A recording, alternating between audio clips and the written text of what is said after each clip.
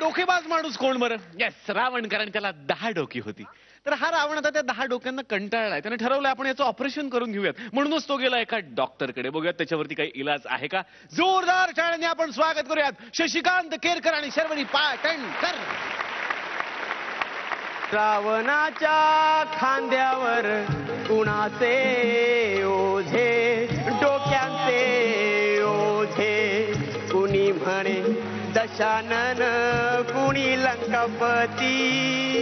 9 तोंड रोज देती नव्या उचापती. रावणाच्या खांद्यावर कुणाचे ओझे, डोक्यांचे ओझे. ओ, हेच ते डॉक्टर मानकापेंचं घर दिसतं. Doctor, doctor.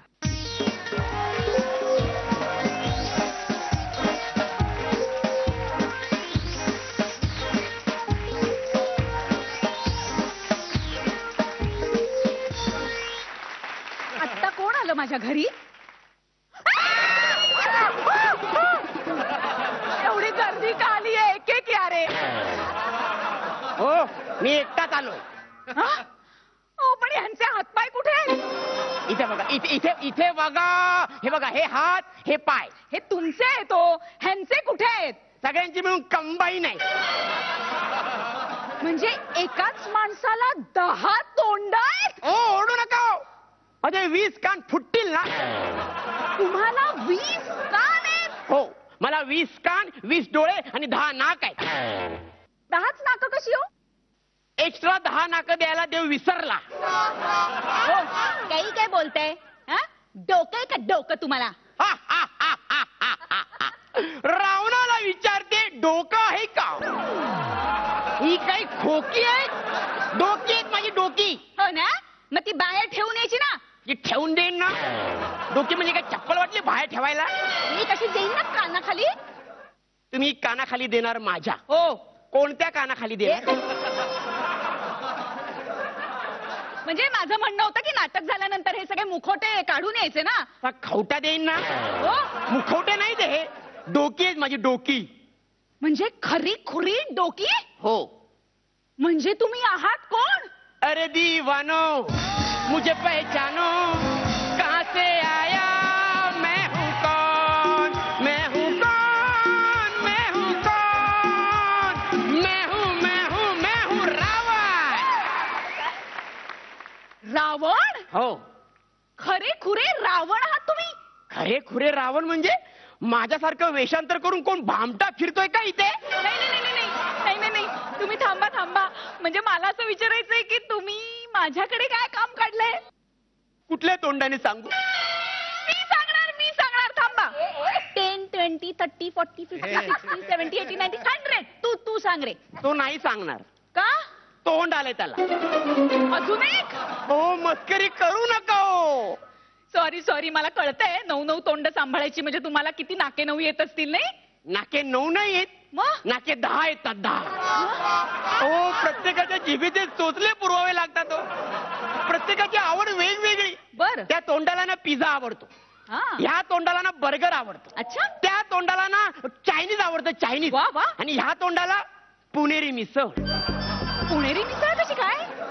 मी उभा जरी इथे असलो ना तरी ते तोंड पुण्याच्या दिशेला आहे. पुण्याचे वारे लागतात. वा वा वा, पण तुमची मज्जा आहे.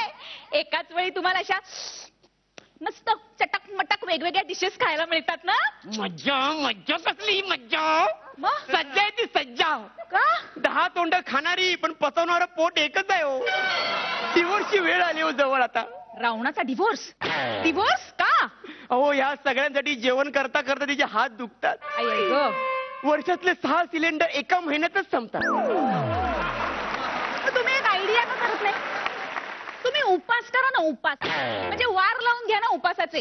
हा सोमवारी जेवणार नाही, हा मंगळवारी जेवणार नाही, हा बुधवारी जेवणार नाही. सजेशन बंद करा. ही तोंड कापून टाका. हे बघा, पण याच कारणासाठी तोंड कापणं मला पटत नाहीये.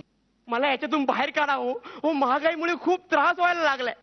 अहो पण या कारणासाठी मी नाही डोकी कापू शकत तुमची. काय त्रास होतो सांगा. अहो बारीक सारीक गोष्टी आणि खूप खर्च होतो. कसा कसा? म्हणजे कसं माहितीये का की सकाळी उठल्यावर 10 तोंडांना ब्रश करायचं म्हणजे हात गळून पडतात हो. आई आई ग. बाहेर पडायचं म्हटलं तर 10 तोंड धुवावी लागतात. आई आई ग. आणि या सगळ्यांना पावडर कुंकू लावता लावता अख्खा डबा संपतो. आई आई ग.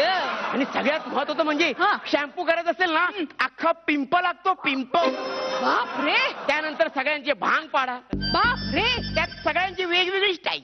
बाप रे. याला तेरेनामची स्टाईल आवडते, याला गजनीची स्टाईल आवडते, याला वैभव मांगलेची स्टाईल आवडते. हा? खूप त्रास होतो, खूप त्रास होतो. बरं बरं, मग मी काय म्हणते, तुम्ही कोणीतरी एक माणूस ठेवा ना हे सगळं करायला. तुम्ही राहता? आम्ही नाही. जा. असंच करतात सगळे लोक. हा? कोणी नाही राहत आम्हाला माझ्याजवळ. अहो पण या कारणासाठी तुमची डोकी कशी कापायची? योग्य नाहीये ते. हो एवढंच कारण नाहीये हो. आणि काय कारण आहे सांगा. अजून अशी कित्येक घटना घडल्यात की मला यांनी तोंडावर पाडलं. काय? कसं काय? तरुण वय. तरुण वय. तरुण वय मध्ये फुकट गेलो कॉलेज मधलं. कसं काय? एक मुलगी पण नाही पटवू शकलो मी. अहो पण तुमची तोंड आणि मुलगी पटवणे यांचा काय संबंध आहे? कसं आहे माहितीये का, एका तोंडाला हेमांगी आवडते तर एका तोंडाला स्वाती. आता एका तोंडाने स्वातीला डोळा मारला ना तर 9 तोंड जीभ काढून चिडवायचे. कशी पटणार मुलगी? अरे अरे अरे, फारच दर्दभरी कहाणी आहे हो तुमची. हो माझं सांत्वन कसलं करताय, ही मुंडी काढून टाका. हे बघा, तुम्ही आता पुन्हा ना मुंडी काढून टाका, कापून टाका असं म्हणायचं नाही, बिलकुल नाही. हा, हे बघा, हताश होऊ नका, सकारात्मक विचार करा.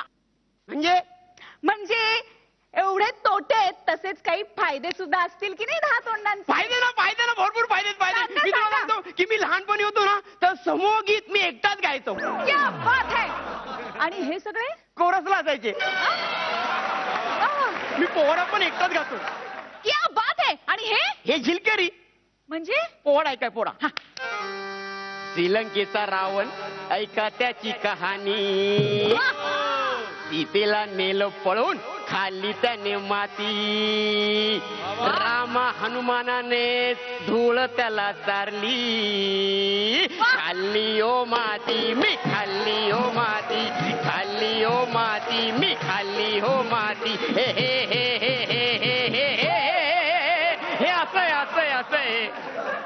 शिवाय ना वादविवाद स्पर्धेमध्ये ना माझा हात कोणी धरूच शकला नाही. क्या बात है. 10 तोंड 10 बाजूने बोलायचे. क्या बात है. कोणी जिंकलं तरी बक्षीस मला द्या डाळी. आणि सगळ्यात महत्वाचं म्हणजे युद्धातलं ग्रुप डिस्कशन मी एकटाच करायचो. क्या बात है. बघितलं किती फायदे आहेत तुम्हाला या 10 तोंडांचे. हो हो हो, फायदे जाऊन दे हो, मला ही तोंड कापून द्या. ठीक आहे, जा डॉक्टरकडे. तुम्ही डॉक्टर आहात ना? हो. मग कापा ना तोंड. नाही का, तर तुम्ही डॉक्टरच आहात ना? मी ती डॉक्टर नाहीये, मी PhD डॉक्टर आहे. ए रामा. रावण राम म्हणाला.